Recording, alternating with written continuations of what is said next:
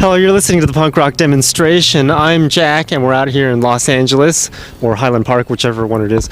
But this is the band The Dogmatics here, and my website is punkrockdemo.com. We're here every Monday from 7 to 9 p.m. Pacific time. We're at this LA Punk Film Festival, the 7th annual one. And I'm Jack. What's your name, and what do you do in The Dogmatics? My name is Jerry Lehane. I'm a guitar player and singer. Jim O'Halloran, I'm the bass player. We got someone behind over here. Hi, I'm Tom. I play drums. Hi, I'm Jay Young, and do backup singing and mandolin. My name's Peter O'Halloran, and I'm a guitar player. You really are? And then we've got someone that's not really in the band, but made a documentary of the band. What documentary did you make, and what's your name? Yeah, my name's Rudy Childs. I did the it's a documentary about the Dogmatics. I've been, friends with these guys for a long time, so just over the past couple years, we put out a documentary about the life and times of those crazy boys. Very cool. When did you start doing this documentary? When Jerry announced that they were going to go in the studio and record some new material after 33 years. So that was 2019. Right before that pandemic started. How did that go with the pandemic? Did you guys continue playing, or did you have to settle down? Like, what happened? We did play a couple of times on Jay Young's porch, and we streamed it. So it was, so we kept in practice playing in instead of playing out. So Jerry had a big party in his yard. Yeah. Right? Jerry? Yeah, so we have friends that do this thing called the Mess Around at the Plow and Star in Cambridge, and they do it on Sundays, and it's like putting musicians in kind of uncomfortable situations, meaning like, playing acoustic, stuff they don't usually play. And because of the pandemic, we could actually do something outside, so we did it at my place where I live in Canton, and during the time when it was set up, the governor of Massachusetts lifted the ban on how many people could be in a party. So we invited people, and we had like 100 people show up, and we played and we streamed it live, and it was cool, and that was kind of 101. Maybe. Maybe. Besides during COVID, a shit ton of people dying unnecessarily, well, we carried on as usual, I guess you could say. Yeah, and I did a lot of editing at that point, working on the documentary. And so our very first film festival, we won a award for best editing. Because what else could you do? You couldn't interview anyone. So yeah. So does that mean that we're gonna have really high quality films now that the pandemic is over? Yeah. Anyway, so back to the Dogmatics. Where are you guys from? Boston, Massachusetts. Yeah, we're basically pretty much all Boston in environs like within a 10-mile radius, 20-mile radius. There was a time that the band all lived together in Boston. Yeah. And that in the video it chronicles that story. But now they all live in different places around the area. Yeah. We've got another member that just joined. What's your name? Hi, I'm Johnny O'Halloran. Yeah, what do you do? I play the guitar You think you do. and do some singing sometimes, but I'm a very infrequent member of this group because I live in Tucson, Arizona, and the rest of these guys live in Boston, Massachusetts. So when I'm around, I play with them. They let me do it, so that's good. And he's around now, so it's good to see him. Yep, good to see you. I noticed in your band members' last names, there's a couple last names that are the same last names. Is this a family thing? Yeah. So, we grew up in Boston, in a part of Boston called Dorchester, and it's traditionally kind of like this Irish-American enclave, and we're Irish-American dudes, and so there's my brother Jimmy, my younger brother Johnny, and I'm Pete. And we had my twin brother, whose name was Paul, and he was the original member and the bass player. Unfortunately, he was killed in a motorcycle accident in 1986. So here we are. We just keep carrying on, and Wait, where was I going with this? Okay. We're all going to Yeah. change our name to O'Halloran Yeah. like the Ramones did. Yeah. So that's the deal. So we rose up out of this. Now I've been going. I met Jerry when we were 6 years old in the first grade. We went to Catholic school. And then what did he do We're, the first time you met him? He laid down in front of a what? Oh, he laid down in front of an oil truck. He was just testing his superhero powers. I don't know. So how'd you come up with this band name Dogmatics? This guy right here. So that's one of those things when, if you do extracurricular reading when you're a little kid, and you start reading things, you see a word that you think you know the meaning of, so you kind of skip over it. Then it comes back at you, and you say, I don't know what that is. I'm going to look it up in the dictionary, and that's what I did. I looked it up in the dictionary, and I said that would be a great name for a band. It means to state your opinions in an authoritative or arrogant manner, as in religion and etc. Not in songs. Oh, yeah, songs. Well, maybe. I mean, I'll let you answer that. Listen to their lyrics, yeah. When did this band start? Established? The band was established, I would say, in 1981. And so that, 1981, and we were living all together in a loft in Boston on this street called Thayer Street. We had a 3,000 square foot loft that was, when we moved in, it was empty. We built walls, our own bedrooms. It was an economically depressed area. It was in an economically depressed area, if you know what I mean. Yeah. Yes, it was. It was kind of a bad section of town. Nowadays, it's not so much, but It's the very opposite. it's very opposite. Yeah, it's changed. Everything's like that now. Yeah, exactly. Gentrified. I call it the drug dealers live upstairs, the users live downstairs. That worked. Yeah, so 1980 when we started, and just like anything, we didn't know what we were doing. We've never played in a band before, and we kind of just said, okay, we got to write some songs and get shows, and that's what we did. And we used to have a lot of shows at our loft because we couldn't get shows because clubs wanted established bands, and by doing that, by having shows at your own place and letting people in for free to see you, you started getting a little bit of attention, and that's how we started, basically. It's a little interesting with the having to be established first. It's kind of difficult to get established before you're established. Right. Exactly. Catch Right. 22. It's kind of like having a resume when you're actually trying to get a job, right? You have to have experience, so you won't get the job. You don't get, The work experience before the work. It's great. So that explains this song called Thayer Street that I've got written down over here, I believe. So let's take a listen to that song. It's called Thayer Street. Yes. What is that song about, actually?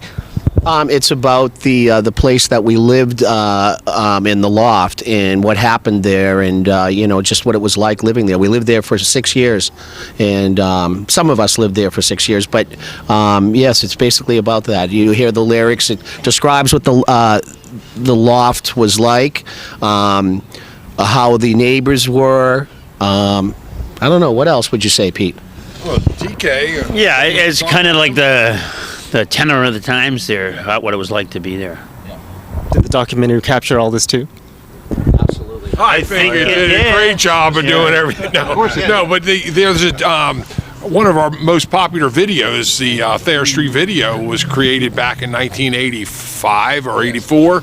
Yeah, probably 85. And that's a very popular song. Actually, it was grabbed by the melody was grabbed by a German soccer team. Oh, yeah. And we've seen videos of it, like the whole stadium rocking as the people jump up and down to the theme of Thayer Street, but it's sung in German. I approve of their version. It's really good. Yeah. It's for Die Schalke, the soccer team.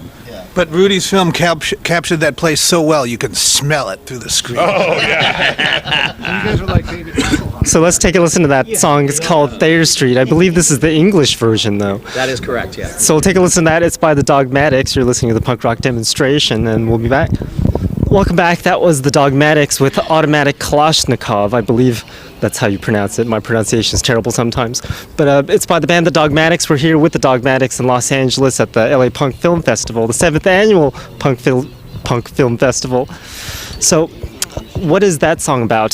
So that song's a 2-minute or less history of the AK-47 rifle, with a little liberties thrown in, my own thoughts. So in days gone by, people used to settle the differences with, they probably started with rocks, right? And then they started with sticks, and maybe they threw dirt in each other's eyes. Who knows what the hell they did, right?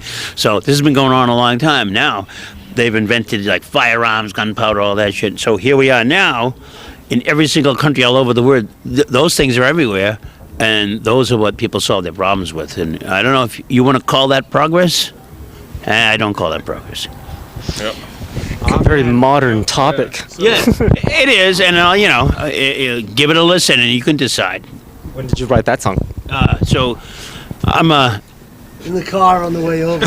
yeah. We have another member of our band who used to play with us, who doesn't anymore, but he's gracing us with his presence tonight and tomorrow night. Oh, thank you, Yeah. Tom. So what is your name and what did you do in the Dogmatics? My name's JG. I played keyboards with them for a couple years, toward the end of their existence. But it was some of the best times that well, the ones that I can remember. So I live out here in LA now, and so I haven't hit the stage with them since 1986, and I'm looking forward to killing it tonight. Yeah. And watching the movie, which I haven't seen, which I may be hiding for a few scenes. You're featured prominently in that. Yeah. I know.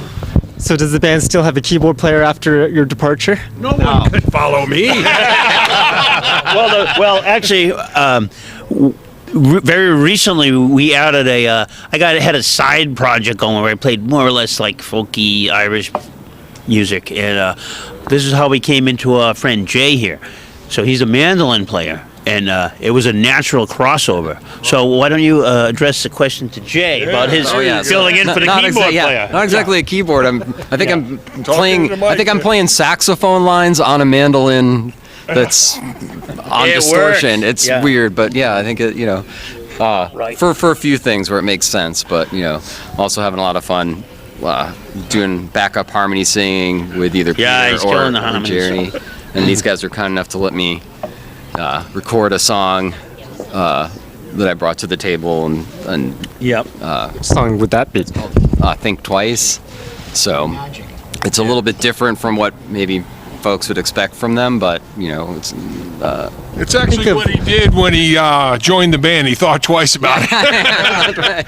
And here he is. That's a great song. I've been enjoying listening to it. Yeah, I've listened to it and it sounds almost completely different from the rest of the stuff I've heard from you guys.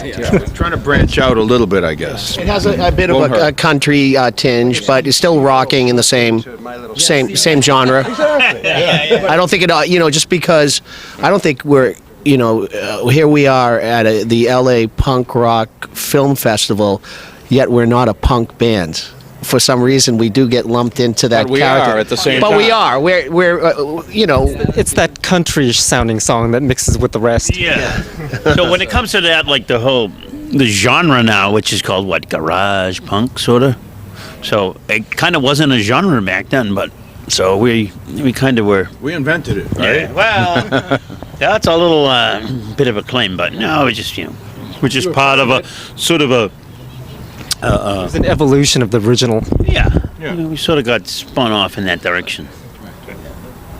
part of that crossover too is just like these guys have so remained ingrained in the whole Boston music community with a lot of the peers and younger bands anyway. So even before the Dogmatics decided to record stuff in 2019, they were playing shows, playing with the other bands. We were playing weird music on the side. Sometimes parts of our band would go join in with Dogmatics or vice versa. Somebody, I think at different times we might have had the whole band just in a pub playing like random Clash, Johnny Cash, and other weird country songs Clancy or something. Brothers Clancy covers. Brothers. What was the name of that band? That was Peter O'Halloran and the Hired Men. Yeah. We started off as the Hired Hands, and then we found out it was already taken. Yeah. So But there's a great poem by Robert Frost called "The Death of the Hired Man," and it's worth checking out actually, and it's a good name actually.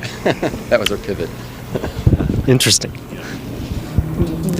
You just mentioned the guy from the Pogues, Shane MacGowan, just recently passed away, unfortunately, and just thought of that and just That's why, Very sad. that's why I mentioned, because we'd play a lot of that too, and I mean, and I think that falls into a category of punk as well. So Yes. Yes, it's interesting how that falls into punk, though, just like the Dogmatics. Well, anyways, we talked about this song called "Think Twice," which is an interesting twist to all of the stuff that you have released. Actually, how many songs have you guys released? James, you would keep up on that. How many songs?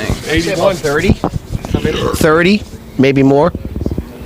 Established 81. Saying songs. Total, yeah. ever? Yeah. No, I Somewhere, don't know, but yeah, I was wondering about the question. So about a song a year or so. I mean, yeah. All you would have to do is look at that the CD with 81, which has go to your digital streaming platform of choice and count and listen to them. Put your speaker on mute and just let it play for like 7 years, and you're good. Okay, so we talked about this song called "Think Twice" by the Dogmatics. So let's take a listen to that one. It's got a little interesting country twist to it. You're listening to the punk rock demonstration. We're out here with the Dogmatics in Los Angeles at this punk film festival. Welcome back. That was Public Service by the Dogmatics. You're listening to the punk rock demonstration. I'm Jack, and we're out here with the Dogmatics at the 7th Annual Punk Film Festival here in Los Angeles. So we haven't talked much about the film. It's called a documentary of the Dogmatics, or what exactly is the title of the film? Yeah, it's The Dogmatics, a documentary. And yeah, we just went with that because it was just our twist on what a documentary should be. How did you get involved with that? How did you meet the band? And when did you start doing this? I talked to my friend Muller, and he says that at an early age we were throwing rocks at the O'Hallorans. His buddy hit me in the head with the rock, and I only saw karate on TV, so I ran down and gave him like a karate kick in the chest, and then we became friends after that. So. That's the whole thing. We were just young kids together, and then after throwing rocks, I figured out how to smoke cigarettes and chase girls around. So we did all that stuff as young kids, and then years later they became the Dogmatics, and I had moved away to Maryland, but I was still friends with them, and I'd go see them, and we had a good time partying together. So I ended up filming them in 1985 when they were on tour, and they came to Washington, D.C. to play at the 930 Club. And so then the whole band ended up staying at my house afterwards. I think the next morning we had to wake up Tommy Long on the front lawn because he was passed out. Does that appear in the film too? Well, the story still resonates, but the video is no longer exists. So no, we do have the film from the footage from the 930 Club, and then I held on to that for decades, and then finally, it was a tragedy that Paul, the original member of the band, he passed away. He got killed on a motorcycle accident in 1986, and that kind of the band really didn't play together and record anymore that often. They did play. Every now and then there was a charity or a benefit, and these guys would get together and help raise money. But as far as keeping the Dogmatics alive and going, it didn't happen until like 2019 when they decided to start recording again.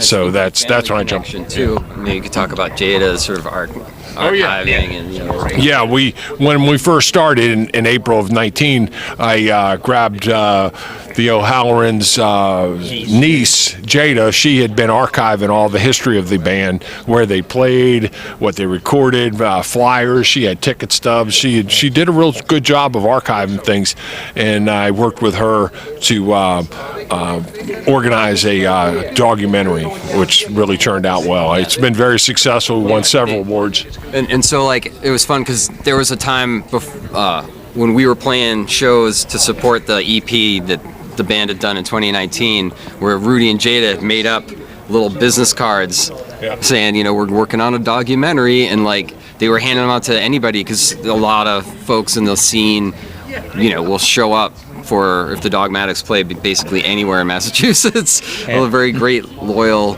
audience there in the base. And so I think you actually got some good material out of just taking that approach. Anyone who had anything to say at all was listened to. So, it's a creative way to get some information out of the community to support what Rudy and Jada Maxwell had already tracked down. And then you find out things about the band that you didn't know before from all these third-party places. Oh, yeah. Well, I can remember going through a ticket line at the Somerville Theater and showing everyone the business card, and some people recognize the Dogmatics name from the old days, and they, oh yeah, I remember, I got a flyer, or I've got some pictures or whatever, and then we get to the next person and they don't know who it is, and then you get to the next person, oh, I used to date Jerry.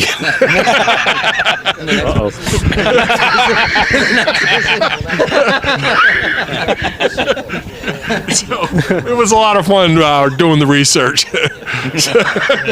And we're showing this. I just want to say that, just speaking for myself, the film is very good.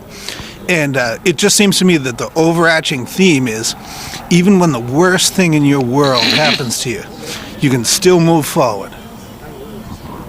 Yeah, I guess that is. Yeah, I never looked at it that perspective, but yeah, it was a very tough film to make because, losing Paul O'Halloran and trying to bring that forth to an audience, because it has to be told, and all the emotions that's involved with it, especially to the people that knew him, and then try to get back out of that and make the film continue to be uplifting on the theme that you're talking about. It was a very difficult film to edit, and we pulled it off. And I always attribute it to your brother Paul's humor is what we used to get us both in and out of the section where we have to explain his death.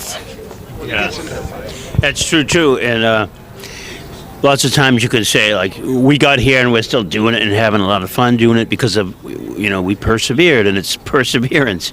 So I like to think about it in these terms. There's a great writer called Ambrose Bierce, and he had this thing called the Devil's Dictionary from the 1890s. So perseverance he defines as it's a minor virtue through which mediocrity achieves an inglorious success. Okay. Thank you. I'll let that sink in for a second. But you do get the better quality once you have an even more passion on something that you've started with. So I think that might have contributed to the Dogmatics being better. Yeah, for sure. The more you do, if you do something you like some people can think of it as being like a loser who keeps doing the same thing they did when they were younger, or people who just keep the faith are enjoying what they're doing. So why are you going to change? So with that, let's take a listen to another song by the Dogmatics. Let's take a listen to a newer one. We've been playing some new and old ones. I believe Drop That Needle just came out in 2019 or 2020, around there somewhere. That's right. And also that's the name of the album, I believe. Yeah, well, Jerry's over there. He's probably the best one who can address that. Hey, Jerry! I knew there's a reason why I brought up that song, so we can get him back in this interview. We're talking about this. We're talking about this song called Drop This Needle and this album Drop This Needle. How did you guys come up with that? So we have a loft where I live, where we rehearse pretty much on every Sunday. Well, not every Sunday, but every other Sunday. And like, again, this is a garage sort of song, and we were just screwing around with it. And there's a lot of drop the needle means when you were younger, when you were younger and when you would buy a record, right? And if you listen to a song and you liked it so much, you keep playing it again and again and again, and that's what it is. And so it talks about songs and bands that we love, and Drop the Needle is basically listening to those bands and kind of showing our appreciation of that type of music. Very cool. So let's take a listen to that song. It's called Drop That Needle off of Drop That Needle by the Dogmatics. You're listening to the punk rock demonstration out here in Los Angeles at the LA Punk Film Festival. Welcome back. That was Rockabilly Ramble by the Dogmatics, right here with the Dogmatics. I'm Jack, and we're out here in Los Angeles at the LA Punk Film Festival. And it sounds like you've got something to say about that song. So I forgot all about that number, but I was just learning how to trying to learn how to play the guitar, and I love reverb and stuff, so it was cool. And rockabilly has a lot of that stuff. So Yeah, I really dig that stuff. I started playing, and I just love listening to Eddie Cochran and Buddy Holly and all those guys. I just really deeply influenced. I think that's the root of a lot of it. and that's also what makes the Dogmatics unique, with all these different genres melded together, like rockabilly, and then some punk rock hints, some rock, some country, just a little bit of everything. Makes it sound like rock and roll and good stuff. So where can people find more information about the Dogmatics? Oh yeah, I mean, so it's you can go to thedogmatics.com, and it's pretty much all the social media handles are, at the Dogmatics, Facebook, Instagram, whatever that Musk thing is. TikTok TikTok. Gone over to the TikTok side yet, so you might pull us kicking and screaming in there. We'll see. Where do they listen to music at? So yeah, and from the website you can link over to all the back catalog and new stuff is all out digital on all the popular streaming services, all the usual suspects there, and then and then that's the newest stuff from 2019 forward is thanks in partnership to local label called Rum Bar Records, run by Malibu Lou out in Boston. So thanks, Lou, and then we've been, this is one of 13 festivals so far that the film had gotten into since it was submitted at the beginning of this year. I'm not sure, might be a few more outstanding that could still line up, but maybe Rudy can talk about what the plans are going into next year about the documentary being available outside the film festival circuit. That's a good idea. Where can people find more information about this film? Yeah, we've got we're working with a distributor, and we're going to have the film out by April is what we're looking at, and it'll be on some streaming medias. And of course, the Dogmatics.com would be the place that you would find the link to where it can be seen, because a lot of people have been really wanting to see it, and we're expecting a really good turnout today of California people that have some flying down from San Francisco to see the film. I've seen some here. Yeah, we're going to have a large contingent here, so we're really happy about it, and we're happy to get it out in distribution, and that's the key to it all. Yeah. You mentioned April. April, what year? 2024. Yeah. Just in case people are listening and we base. What year is this? That's a good question. Well, I was just going to say that we've run the film festival circuit for a year. So we came out in April. We did our premiere in Boston at the Brattle Theater in Harvard Square. Cambridge, Mass, technically. Cambridge, Mass. But and on the website, it's a great place to. We'll post as soon as it's available in whatever other ways. But you can see a trailer of it up there, as well as read some of the reviews and things like that it's been getting, which is nice. Very cool. Anything unexpected that we should expect in the film? Go ahead. No, we got some. Yeah, we found some great footage that Barry Hall had shot, some film. It was actually had sound on it, and that was from like 1981, and that was incredible to find that and see that, and people had not seen that since it was ever. Yeah. And then there's also the stuff that was recorded in the loft by Blowfish. Yeah, right. And there was some really great stuff over there, motorcycle jousting and stuff. They were doing kind of like this spoof on, that stupid show that used to be on called Lifestyles of the Rich and Famous. So his idea was Lifestyles of the Poor and Unknown. And that's what that is. And if you see the film... That's who we are. Yeah, you'll see that, yeah. Yep. Okay, so with that, we'll take a listen to this last song. It's called Xmas Time. It sure doesn't feel like it, since it is almost that time. Yeah. So you've been listening to the punk rock demonstration out here at the LA Punk Film Festival, the 7th annual one in Los Angeles. I'm Jack. My website is punkrockdemo.com. What's the Dogmatics website? Thedogmatics.com. And how about for the documentary? What's that again? How about what's the website for the documentary? It's the same. It's linked onto the it's a menu page. Yeah. So you'll find the film and the band information on the same website, thedogmatics.com. That was. Dogmatics.com. Yeah, thank you, Jack. Yes, thank you for the interview. Yeah. We'll take a listen to this one last song, Xmas Time, It Sure Doesn't Feel Like It. I'll talk to you all next week. Thanks for listening. Thank you. All right.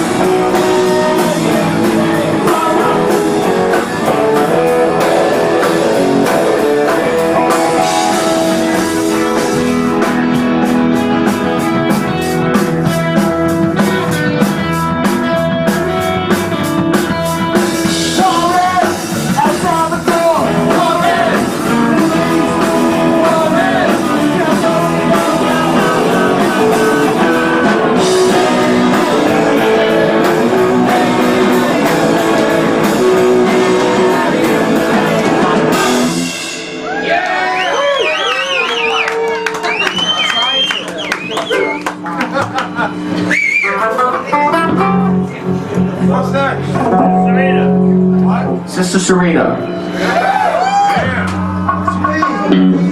What?